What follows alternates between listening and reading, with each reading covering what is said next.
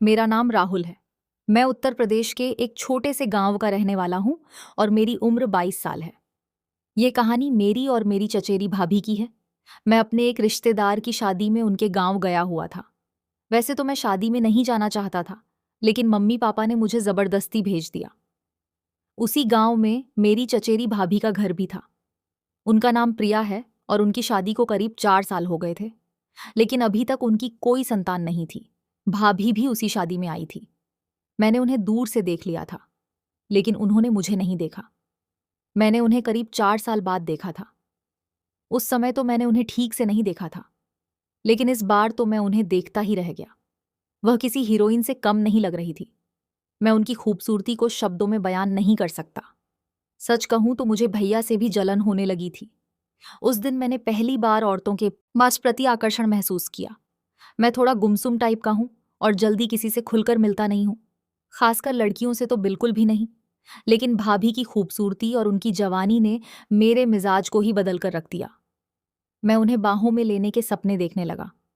पता नहीं क्यों मेरे दिल में इस तरह के विचार आ रहे थे। मैंने अपने दिल को समझाने की बहुत कोशिश की, मगर दिल तो मानने को तैयार ही नहीं था। वह जहां भी जाती, मैं उन्हें छुप छुप कर देखता रहता। उस दिन मैंने पहली बार अपने दिल को इतना मजबूर होते देखा था। कुछ ही घंटों में मैं एक अच्छे भले आदमी से पागल दीवाना बन गया था। जनवरी का महीना था तो ठंड भी कुछ ज्यादा ही बढ़ रही थी। शादी का माहौल था तो सोने की व्यवस्था भी कुछ ठीक नहीं थी। मैं इसी सोच में था कि ऐसी सर्दी में रात कैसे कटेगी, लेकिन भगवान ने मेरी प्रार्थना सुन ली और मेरी समस्या का समाधान कर दिया। भाभी मुस्कुराते हुए मेरे पास आ गई और उन्होंने मुझे गले लगा लिया।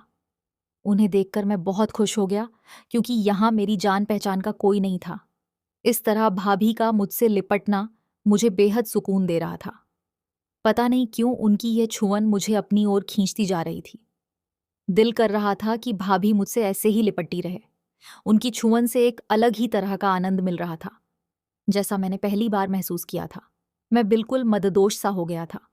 तभी भाभी मुझसे अलग होते हुए बोली, राहुल तुम कब आए? अरे मैंने कहा, भाभी मैं तो दिन में आ गया था। तब भाभी मुझे देखकर बोली, क्या बात है राहुल, तुम कुछ परेशान लग रहे हो। मैंने भाभी को अपनी रात बिताने की समस्या बताई तो वह बोली, इसमें परेशान होने की क्या बात है? तुम मेरे साथ चलो, मेरे घर पर आराम से सो जाना। मैं खुश हो गया और भाभी के साथ उनके घर की तरफ चल पड़ा। अंधेरी रात थी और रास्ता भी बहुत संकरा था। भाभी भाभी ने कहा, राहुल मुझे अपना हाथ दे दो, अंधेरे में तुम्हें रास्ते का पता नहीं चलेगा। मैंने अपना हाथ भाभी की तरफ बढ़ा दिया। जैसे ही उन्होंने मेरा हाथ अपने कोमल हाथों में लिया, वह मेरे पूरे बदन में एक सिहरन सी दौड़ गई। उनके कोमल हाथ को पकड़कर मुझे बहुत अच्छा लग रहा था। आहिस्ता आहिस्ता हम दोनों एक दूसरे का हाथ पकड़कर उनके घर की तरफ बढ़ने लगे। उसी रास्ते से कुछ और लोग भी अपने गांव की तरफ जा रहे थे। हमसे कुछ ही दूरी पर 3-4 औरतें भी जा रही थीं और भाभी के बारे में बातें कर रही थीं। उनमें से एक ने कहा, कुसुम, कल तुम्हारी बेटी की सगाई है। तुम प्रिया को मत बुलाना, नहीं तो शुभ काम में बाधा आ जाएगी। ऐसे शुभ मौके पर बांझ का साया भी नहीं पड़ना चाहिए। एक ने तो यहां तक कह दिया, अजय को तो इसे तलाक दे देना चाहिए और दूसरी शादी करके अपना घर बसा लेना चाहिए। अंधेरी रात होने के कारण उन्हें इस बात का एहसास नहीं था कि हम भी उनके पीछे हैं, इसलिए वे इस तरह की बातें कर रही थीं।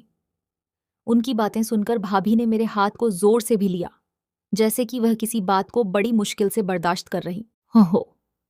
मुझे भी यह सुनकर बहुत दुख हुआ कि भाभी कितना कुछ सह रही थी। थोड़ी देर में भाभी फूट फूट कर रोने लगी। उन्हें बहुत ज्यादा दुख पहुंचा था। मैंने उन्हें रुकने के लिए कहा और वह रुक भी गई। मैंने उनके दोनों बाजुओं को पकड़कर कहा, भाभी आपको इन लोगों की बातों पर ध्यान नहीं देना चाहिए। जब आप जानती हैं कि इसमें आपका कोई दोष नहीं है तो आपको दुखी भी नहीं होना चाहिए। आप बहुत अच्छी हैं, देखना एक दिन सब कुछ ठीक हो जाएगा मेरे। इतना कहते ही वह रोते हुए मुझसे लिपट गई और कहने लगी, राहुल, यह आज की बात नहीं है, यह तो मेरे साथ होता ही रहता है। मेरा अब जीने को बिल्कुल भी मन नहीं करता। मैंने फिर उन्हें अपने से अलग किया और उनके होठों पर अपनी उंगली रखते हुए कहा, भाभी इस तरह की बात नहीं करती। मैंने उन्हें कई बार समझाया। कुछ देर बाद वह शांत हो गई। करीब आधा घंटे चलने के बाद हम उनके घर पहुंच गए। मैं अंदर गया, माँ तो देखा कि भैया घर पर नहीं थे। मैंने भाभी से भैया के बारे में पूछा तो उन्होंने कहा, तुम्हारे भैया किसी काम से दिल्ली गए हुए हैं और 2-3 दिन में आएंगे। खाना तो हम शादी में खा ही चुके थे, तो भाभी ने जल्दी ही दोनों के लिए बिस्तर बिछा दिया। ठंड बहुत थी, तो हम दोनों अपनी अपनी चारपाई पर रजाई में घुसकर बात करने लगे। थोड़ी देर इधर उधर की बातें करते करते मैंने अचानक उनसे पूछ लिया, भाभी शादी के इतने साल बाद भी आपको अभी तक बच्चा क्यों नहीं हुआ?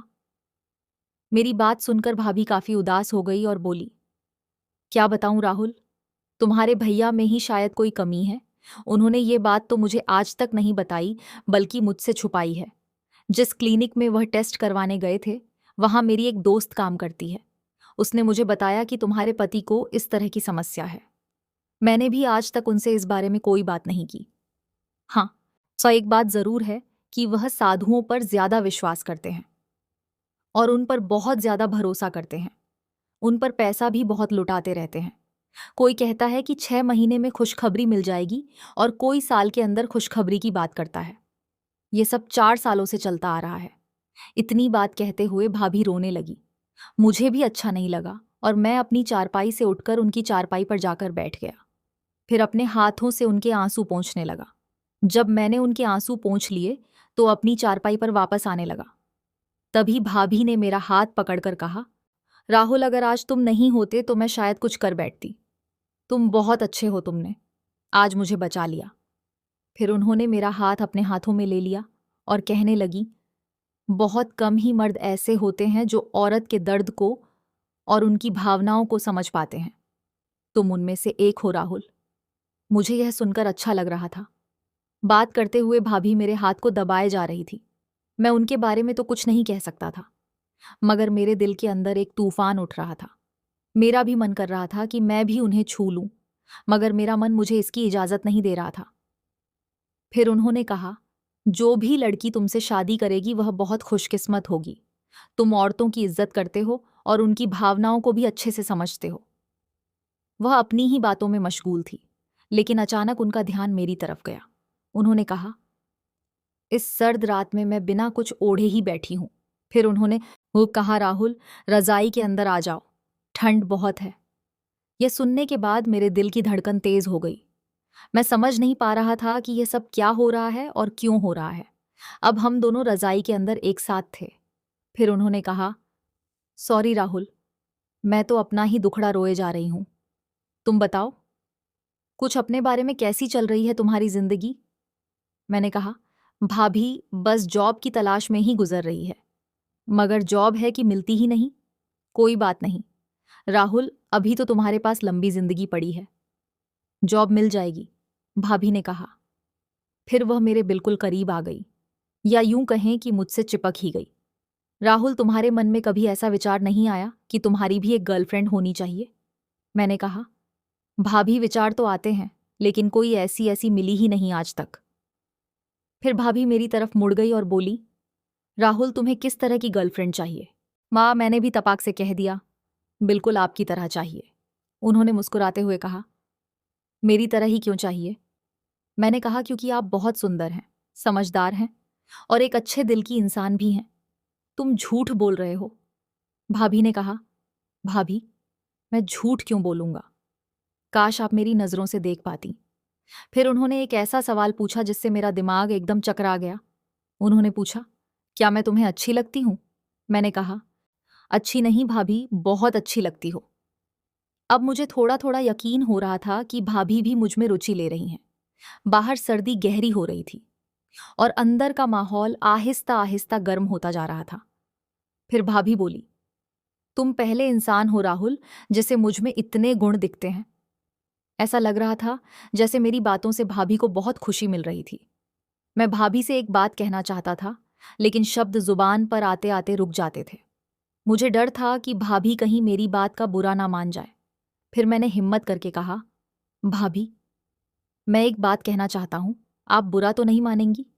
भाभी बोली, राहुल, तुम कुछ भी कह सकते हो, मैं तुम्हारी किसी भी बात का बुरा नहीं मानूंगी। भाभी, मैं आपको औलाद का सुख देना चाहता हूं। ये बात सुनते ही भाभी एकदम खामोश हो गई। और मुझे भी कुछ घबराहट हुई।